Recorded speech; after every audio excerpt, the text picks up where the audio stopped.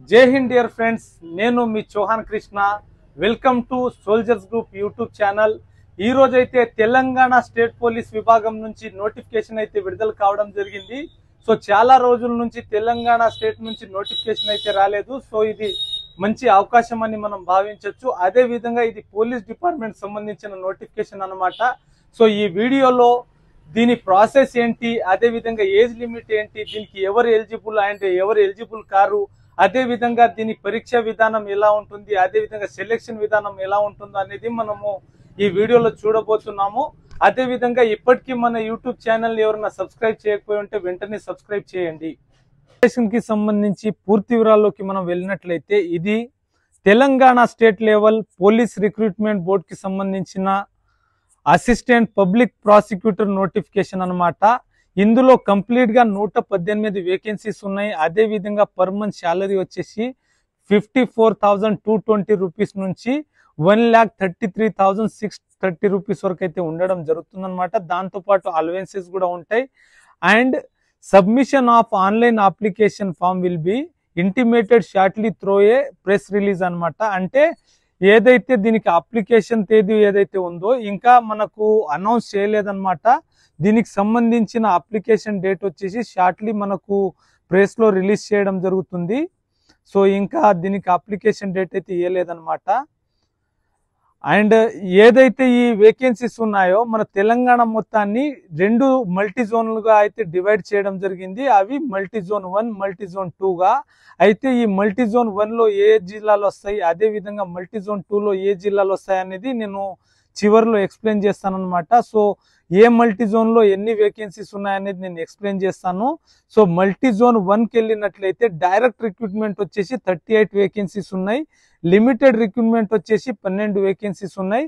Limited recruitment అంటే సాధారణంగా previous గా మనం ఏదైతే ఏపీపీ నోటిఫికేషన్ వచ్చిందో దానికి సంబంధించిన బ్యాక్లాగ్ పోస్ట్ ఏదైతే ఉన్నాయో ఆ పోస్టులన్నీ మనం లిమిటెడ్ రిక్రూట్మెంట్ అని అంటాం అనమాట. సో మల్టీ జోన్ 1లో కంప్లీట్ గా 50 వేకెన్సీస్ ఉన్నాయి. మల్టీ జోన్ 2లో అయితే డైరెక్ట్ రిక్రూట్మెంట్ 57 వేకెన్సీస్ ఉన్నాయి. లిమిటెడ్ రిక్రూట్మెంట్ 11 వేకెన్సీస్ అయితే ఉన్నాయన్నమాట. అండ్ కంప్లీట్ గా అయితే 68 వేకెన్సీస్ మల్టీ జోన్ 2లో ఉన్నాయి. అండ్ టోటల్ గా మనం డైరెక్ట్ రిక్రూట్మెంట్ వేకెన్సీస్ చూస్తే 95 ఉన్నాయి. లిమిటెడ్ రిక్రూట్మెంట్ చూస్తే 23 ఉన్నాయి. అండ్ ఓవరాల్ గా అయితే 118 వేకెన్సీస్ అయితే ఉండడం జరుగుతుందన్నమాట. The online application form will be rejected if the candidate uploads only photo without signature. ఎప్పుడైతే మనం అప్లై చేస్తామో ఆన్లైన్ లో అప్లై చేసే సమయంలో మనం ఫోటో అప్లోడ్ చేస్తాం కదా, ఆ ఫోటోతో పాటు సిగ్నేచర్ కూడా డెఫినెట్లీగా ఉండాలి. ఒకవేళ సిగ్నేచర్ లేకపోతే మాత్రం మన అప్లికేషన్ రిజెక్ట్ అయ్యే అవకాశం ఉంటుందని చెప్పేసి తెలియజేయడం జరిగింది. సో ఇది ఫాలో చేయండి.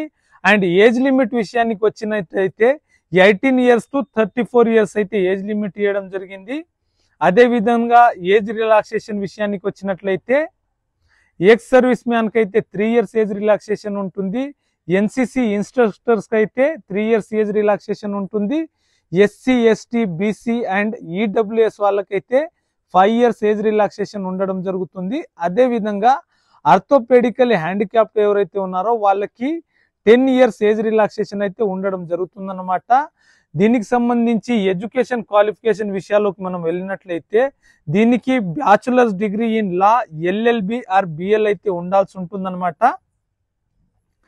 ఎక్స్పీరియన్స్ వచ్చేసి practice as an advocate for not less than 3 years in criminal courts in the Telangana state. అంటే క్రిమినల్ కోర్టులో అడ్వకేట్ గా 3 years అయితే ప్రాక్టీస్ చేసి ఉండాలన్నమాట. వాళ్ళకైతే ఎలిజిబిలిటీ ఉండడం జరుగుతుంది. అదే విధంగా దీనికి సెలెక్షన్ ప్రాసెస్ వచ్చేసి రిటన్ ఎగ్జామ్ ద్వారా అయితే ఉండడం జరుగుతుంది. Written examination in 2 papers. Both paper will be in set in English language లో అయితే ఉండడం జరుగుతుంది అనమాట. సో పేపర్ 1లో మనం చూసినట్లయితే 200 మార్కులు 200 మల్టిపుల్ చాయిస్ క్వశ్చన్ అయితే ఉండడం జరుగుతుంది అనమాట. పేపర్ 2లో అయితే 200 క్వశ్చన్స్ ఉంటాయి. డిస్క్రిప్టివ్ టైప్ అయితే ఉండడం జరుగుతుంది అనమాట. సో ఇంతకు ముందు చెప్పాను కదా multi zone 1 and multi zone 2లో ఏ జోన్లు వస్తాయి, అదే విధంగా ఏ జిల్లాలు వస్తాయని మనం చూసినట్లయితే మల్టీ జోన్ 1 ఇందులో జోన్స్ వచ్చేసి zone 1 Kaleshwaram, zone 2 Basara, zone 3 Rajanna, zone 4 Bhadradri.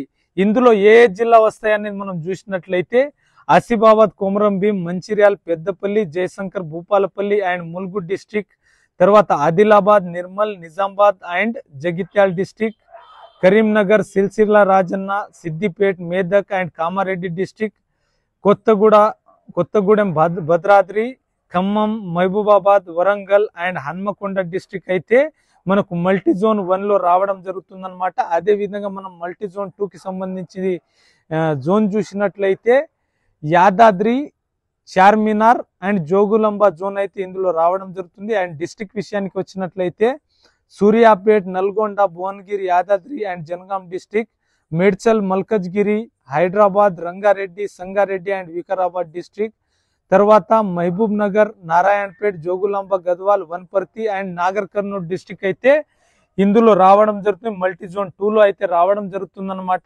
ఇదనమాట పూర్తి వివరాలు ఈ నోటిఫికేషన్ కి సంబంధించి.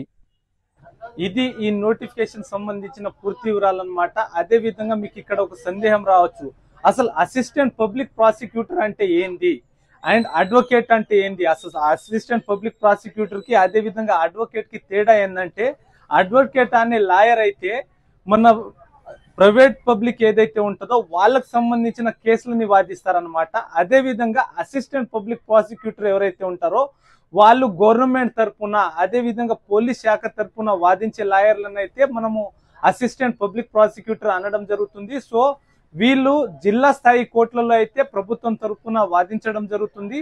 సో ఈ వీడియో మీకు నచ్చిందని నేను అనుకుంటున్నాను. అదే విధంగా పూర్తి వివరాలు అయితే ఈ వీడియోలో మేము పొందుపరచడం జరిగిందనమాట. సో వెంటనే మీరు మా యూట్యూబ్ ఛానల్ ని సబ్స్క్రైబ్ చేయకపోయి ఉంటే వెంటనే సబ్స్క్రైబ్ చేయండి, లైక్ చేసి మీ మిత్రులతో షేర్ చేయండి అనమాట. అదే విధంగా మీకు ఏమైనా డౌట్ ఉంటే కానీ వెంటనే మా కామెంట్ బాక్స్ లో మెసేజ్ చేయండి. Thank you so much. జై హింద్, జై భారత్, వందే మాతరం.